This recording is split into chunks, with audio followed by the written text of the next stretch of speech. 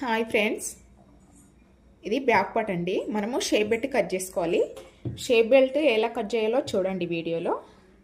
పొడవు ఎంత తీసుకోవాలంటే బ్యాక్ పార్ట్ ఎంత పొడవు ఉందో అంత షేప్ బెల్ట్ తీయాలి. తీసి ఇటు మన వైపు 3.5 ఇంచులకు మార్క్ చేస్తున్నాను.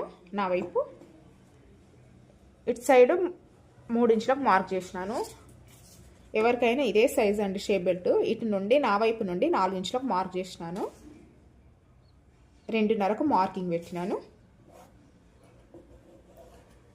ఇది 3 ఇంచులు,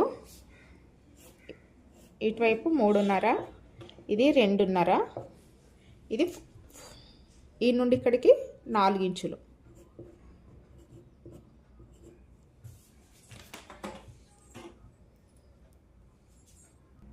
కట్ చేస్తున్నాను. థ్యాంక్ యూ అండి.